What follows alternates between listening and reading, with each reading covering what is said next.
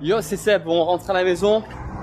Et là, je vais te parler de quoi? Je vais te parler d'une méthode pour pouvoir valider ton business, ou en tout cas essayer de choisir entre différents business, parce que tu es sûrement, comme beaucoup d'entrepreneurs, comme je l'étais aussi, bah voilà, te dire putain, je pourrais me lancer sur ça, j'ai ça comme idée, j'ai ça comme projet, comme business dessus, mais bon, qu'est-ce qui va être le mieux, qu'est-ce qui, voilà, sur lequel je pars parce que je suis seul, ou à la limite on est juste en binôme et que on peut pas tout bien faire, mais par contre je sais qu'il y a des opportunités sur plein de choses. Ok, comment je fais pour avoir une espèce de méthode, un truc c'est très simple, tu vois, c'est un schéma, c'est un rond en fait, qui te permet du coup de pouvoir vraiment choisir de manière cohérente avec toi, cohérente avec ce que tu recherches. Tu vas voir, ton business et pas justement juste avec le...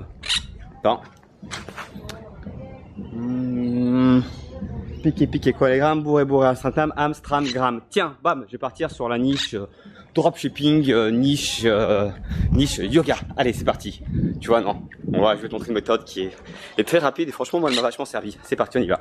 Bon, c'est parti. Allez, donc ce que je te disais, je vais te montrer un petit peu comment fonctionne cette méthode. Cette méthode, on l'a vu quand? On l'a vu quand on bossait sur le programme ID, sur le développement du programme ID. ID, c'est quoi? C'est un master pour les entrepreneurs de demain, un master porté par l'école EM Lyon et l'école Centrale Lyon. En clair, un master qui a pour vocation de former des entrepreneurs qui vont innover.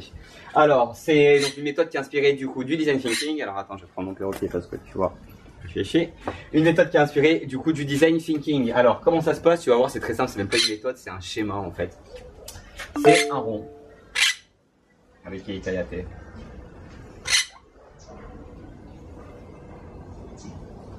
Voilà, mon pote, peace and love, t'as vu? Non, c'est bon. Sans déconner, c'est un rond, c'est un radar dessus sur lequel on va avoir 3 axes. C'est un rond sur lequel il va avoir 3 axes. Et chacun des axes-là va être en tête des critères sur lesquels on va analyser ton projet. Le premier axe, du coup, c'est la rentabilité. Je vais dire, je tenir le premier axe, c'est la rentabilité. Le deuxième axe, c'est du coup la faisabilité. Et le troisième axe, c'est du coup la désirabilité. En clair, on va analyser du coup, tu vas analyser parce que c'est une méthode d'auto-évaluation. Tes différents projets, tes différentes idées au prisme de ces 3 critères-là, la rentabilité, la faisabilité et la désirabilité. La rentabilité, c'est quoi? Bon, déjà, le premier truc, c'est que ton business, il faut qu'il soit rentable. Donc, la rentabilité, c'est d'essayer de savoir, en clair, sur une échelle de 0, tu vois ce que je veux dire, à 10, en fait, on va noter, on va mettre, tu vois, genre 10 trucs à chaque échelle. Hop, tac. Voilà.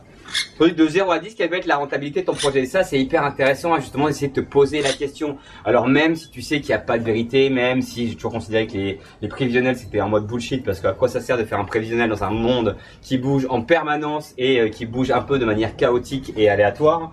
Les business models, c'était bien dans le monde à la papa, où voilà, tout était stable et il n'y avait pas de grosses fluctuations, en fait, sur les marchés. Mais bon, là, on est dans un autre paradigme, du coup. Bref, le prévisionnel, ça sert à rien. Mais par contre, tu peux essayer de te faire une idée. Imaginons par exemple que tu décides, je sais pas sur quoi trop te lancer. On va prendre un truc à la con. Un exemple, on va caricaturer. Entre du dropshipping, bah voilà, sur les trucs que je connais, dropshipping, sur des produits de coiffure, tu vois. Et par exemple, la formation pour, j'ai n'importe quoi, parce que pour apprendre à être graphiste. Typiquement ce que j'aurais pu faire à l'intérieur. Bon, bah tu vas essayer de te dire, voilà, lequel des projets va être le plus rentable. Alors rentabilité, ça veut pas dire chiffre d'affaires. Rentabilité, c'est dire ce qui te reste à la fin dans ta poche. Donc tu peux faire quelques petits calculs. Tu prends en gros, par exemple, on va essayer n'importe quoi. On va prendre le sujet du coiffeur. Par exemple, tu vas te dire, bon, ok, on va dire que je vais faire 3% de taux de conversion, que mon site va convertir 3% des visiteurs qui vont être dessus. Donc je vais noter donc 3% des visiteurs. Une conversion de 3% des visiteurs, mais que je vais avoir un panier moyen de 40 €. Et sur ce panier moyen de 40 €, en clair, en bénéfice, et je te parle de bénéfice, donc achat des produits, investissement marketing, campagne Facebook et tout ça, tes charges fixes, ton salaire, tes impôts, bref, la TVA et tout le bordel. Hein. Ok, et ben il va me rester, je dis n'importe quoi, il va me rester 12 €. 12 €. Donc mon site, d'accord. Donc si je fais une petite extrapolation dessus, disons que j'arrive à attirer 1000 visiteurs le premier mois sur mon site. Donc je vais avoir 1000 visiteurs. Sur ces 1000 visiteurs là, je vais du coup en avoir 3%, donc je vais du coup en avoir 30 qui vont se transformer en clients. Sur ces 30 qui vont se transformer du coup en clients, je vais du coup générer 30 fois 40, 1200 € de chiffre d'affaires, qui va me permettre en clair, bon c'est pareil 30 fois 12, qui va me générer 420 € de bénéfices. Ça, si j'envoie 1000 visiteurs par jour sur mon site et un site qui convertit à 3%. Donc sur ça, je vais générer en gros 420 € de bénéfices sur le mois. Ça, c'est un premier truc. Bon, en se disant que j'ai n'importe quoi, tu définis, le premier truc qu'il faut faire, c'est définir les critères de ton échelle. 0 correspondant à je gagne pas de thunes, mais à la limite, je perds des thunes. Et 10 correspondant à voilà ce que tu souhaites gagner, j'ai n'importe quoi, 5000 € par mois, quoi.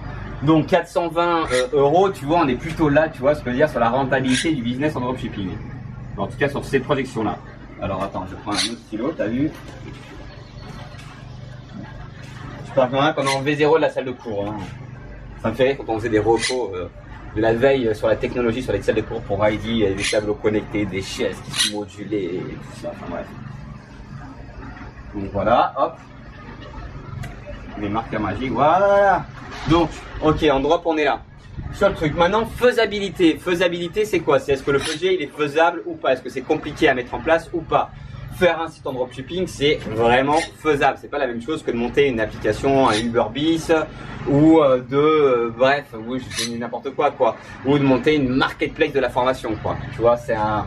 Donc en faisabilité, si je dis 0, le truc où j'ai rien à faire, tu vois, mais alors vraiment j'ai rien à faire, c'est à la limite même, tu vois, genre on me donne de l'argent, c'est héritage, tiens, t'as de l'argent dessus.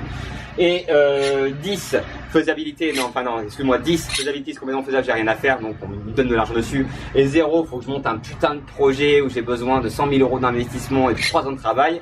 Tu vois, là on est en mode en dropshipping, bon, et certes, il faut faire, choisir les produits, monter le site, installer les pixels, bref, configurer les bots, bref, bien calibrer les différentes images, penser l'expérience client, automatiser l'expérience, enfin bref, le support. Et trouver enfin bref, ta relation avec les partenaires, les influenceurs et du coup tes clients. Mais on va dire qu'en clair, en faisabilité, tu vois, c'est plutôt à la limite faisable. On va le mettre ici.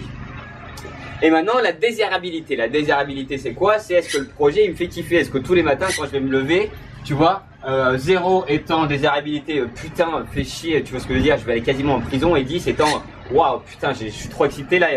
Faut que je me lève plus rapidement parce que j'ai un truc qui m'excite derrière. Bon, vendre des produits de coiffure que j'ai pas à des gens que je connais pas sur une thématique qui m'intéresse pas.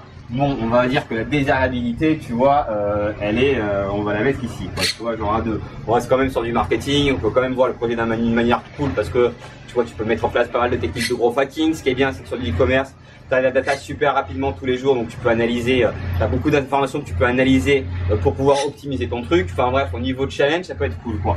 Après le projet en sens tel, en alignement, bon voilà. Donc là, maintenant que j'ai ces 3 points-là, ça va me faire en clair une forme. Et ça, c'est mon projet, tu vois ce que je veux dire, en dropshipping. Dropship, coiffure. Voilà, et à cette gueule-là, donc, comparé à avant, c'est un peu pareil que le problème des notes, tu vois, on te note dans un truc et on te note avec une note de A à D ou à E ou à F, de 0 à 10, de 0 à 20, mais on note un truc. Là, on va regarder différents aspects. Le but, c'est pas qu'il va y avoir un business qui va être le mieux, c'est juste qu'il va avoir une forme qui va plus te correspondre pour lancer, par exemple, ton projet. C'est-à-dire, est-ce que tu as besoin d'avoir quoi? Là, on voit, par exemple, si tu sens que tes blocages, ils sont plutôt sur la mise en place, l'implémentation du projet, bon, bah voilà. Toutes les formes qui vont avoir, qui vont être plus faisables dessus, ça va être un produit qui va plus t'attirer. Par contre, est-ce qu'il va te motiver parce que tu sais que tu vas pas avoir beaucoup d'argent en sortie et qu'en plus de ça, il ne fait pas forcément kiffer, quoi. Donc c'est un truc qui va être facile à mettre, peu rentable et peu désirable. Bon, maintenant, imaginons que tu veux te faire du coup de la formation pour apprendre à des gens à faire du dropshipping. Tu vois, bon bah ça, tu as dû y penser dans le truc et comme beaucoup dans le truc, c'est que voilà, tu fais un hyper, enfin. Tu montes un shop, ça fonctionne, et après tu dis que tu peux devenir expert et formateur et le faire. Bon, je te jette pas la pierre, on l'a fait, sauf qu'on avait quand même 10 ans d'expérience en marketing digital et en innovation derrière. Tu vois, c'était un peu notre boulot derrière. Donc, d'où le fait, on a lancé le shop du coiffeur, pas pour lancer le dropshipping, juste, je te le rappelle, et tu peux aller voir dans les premières vidéos, on le disait déjà, parce que pour nous, moi, ma vocation, mon truc, c'était vraiment une école, transmettre de la compétence, bosser avec des entrepreneurs, bosser avec des startups et vivre à la plage. D'où le fait que je suis au Mexique et je propose des immersions pour les entrepreneurs au Mexique à Puerto Escondido. Tu vois, c'est un petit peu la logique. Donc maintenant, rentabilité, rentabilité, quand tu veux une formation de 200 balles, tu as 200 balles de bénéfice, quoi. Donc si tu vends, si je fais 100 clients, on va faire le même truc. Si j'ai 100 clients par mois qui, du coup, me rapportent. Alors attends, on va le faire. J'aimerais bien avoir une putain de couleur de truc, mais.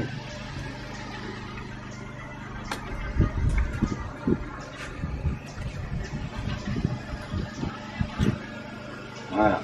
Donc c'est quoi quand ça marche pas? Mais plan B, plan B, plan B. Voilà, donc on va le faire là celui-là. Donc, j'ai dit, on va commencer nombre de clients. Donc je vais avoir en clair si j'ai 100 clients par mois. Parce que si j'ai 100 clients, j'en vends une, on va arrondir pour tout ça. Du coup une formation du coup à 200 € dessus. En bénéfice. Allez, je vais enlever 30%, je vais enlever, voilà, on va aller 30%, donc 60 balles, donc c'est 1 milliard, 140 balles. J'enlève 30% qui correspond au marketing et surtout auprès des outils pour faire du gros tracking dessus. Donc en clair, ça me fait 140 fois 100, donc ça me fait du coup 14 000 €. Ça me fait du coup 14 000 € de bénéfice. T'as vu, 14 000 € de bénéfice. Bon, et pour avoir les 100 clients, il faut que je génère du coup, on va dire qu'en gros, moi j'ai 5% de taux de conversion, entre 5 et 8% de taux de conversion dessus. Pourquoi? Parce que je suis sur des petites audiences en fait. C'est pas, tu peux aller voir la chaîne, on a 2000 abonnés, 2500 abonnés dessus. En fait, si tu veux, j'ai pas besoin de toucher 10 000 clients dessus. J'ai juste besoin d'avoir des clients qui sont calibrés, voilà, comme moi et qui, en clair, quand ils vont appliquer ce qu'on va leur dire, ça va fonctionner, non pas parce que c'est une formule magique dessus, juste parce qu'ils vont avoir compris quelque chose et que dans leur tête, la manière de fonctionner va avoir changé. Du coup, ils vont avoir des résultats différents dessus. Donc, bon, il faudrait que j'en clique quand même 3000, allez, on va dire, même si on en est 10 000, allez, vas-y, 10 000. Il faut que j'en trouve 10 000. 10 000 pour trouver une campagne en clair pour avoir touché 10 000 clients dessus, ça va me revenir à 15 €. 15 € d'investissement en campagne et en campagne Facebook. Je parle même pas des campagnes YouTube. Après avec les bots et tout ça, tu peux trouver des entrepreneurs super rapidement. Donc notamment dans la cible des entrepreneurs qui sont expatriés. Bref, donc en clair, là, on reprend ça dessus. Donc, on va commencer sur la rentabilité. Bon, 14, tu vois, je m'étais dit que c'était à 5000 mon truc dessus. Là, je suis complètement au max. Hein. Alors, on va faire désirabilité. Bon, moi, c'est au taquet, hein, parce que tu vois, c'est vraiment un truc qui me fait vraiment kiffer. Pas dessus. Et alors faisabilité, c'est même à la limite. Bon alors la première fois c'est plus compliqué parce que du coup tu vois, faut quand même passer derrière la caméra, faut savoir ce que tu vas dire, faut comprendre un petit peu, voilà, avoir tes supports de cours, préparer tes cours et tout ça. C'est bon, c'est pas si simple. La production de vidéo, tu vois, c'est quand même assez chronophage, c'est assez complexe. Le support, je t'en parle même pas. Mais au final à implémenter, c'est juste c'est juste des vidéos à faire quoi. Tu vois ce que je veux dire. Et une fois que tu as trouvé les process, c'est beaucoup plus simple. Donc on va dire à la limite que tu vois. C'est peut-être aller un petit peu moins, on va mettre là, voilà. C'est clair, le dropshipping c'est plus simple, parce qu'une fois que tu as fait la vente, c'est bon, c'est réglé quoi. Là, dans les formations, il faut que tu aies fait la vente, il faut que tu fasses le support, il faut que tu continues ta ligne éditoriale, les contenus et tout ça. Donc, tu vois, c'est un peu moins faisable de suivre. Par contre, regarde la forme. Ça, c'est ma forme, du coup, formation, infoprenariat. Bien évidemment, on n'a pas les impôts et les trucs comme ça dessus parce qu'on vend du produit du coup digital et que là on est en optimisation parce qu'on a vu que j'habite au Mexique et je suis résident au Mexique dessus, j'ai une boîte du coup à Hong Kong. Bref, tout ça pour te dire que voilà, là c'est cette forme-là. Donc tu vois sur les deux projets, si je devais faire un choix sur les deux projets, ça va être vite réglé en fait.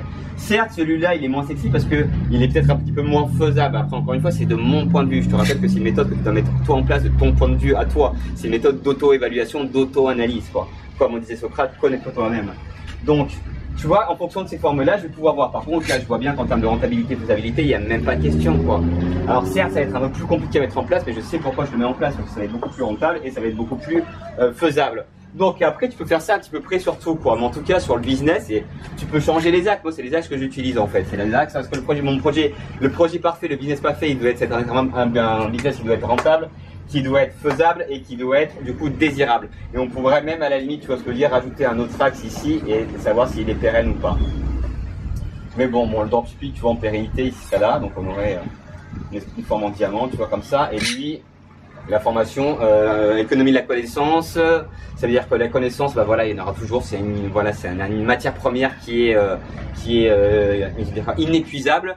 Et les besoins dans un monde qui bouge en permanence, où les gens apprennent de plus en plus, en fait, sont plus dans une logique de do it yourself où l'apprentissage est tout au long de sa vie dessus. Du coup, le business des formations, pour moi, en rentabilité, il n'y a rien de mieux. Donc, on aura aussi une forme comme ça dessus, mais beaucoup plus large. Donc, le choix, il va être vite fait, quoi. Donc là, je t'invite à faire exactement la même chose sur ton projet. N'hésite pas, à la limite, à le dire en commentaire. Voir un petit peu cette méthode-là. Bon, comme d'hab, c'était peut-être un petit peu fouillis, machin. Cette vidéo, elle n'était pas préparée, mais le but, c'est que je me dis que done is better than perfect. So, je te retrouve dans une prochaine vidéo. Salut!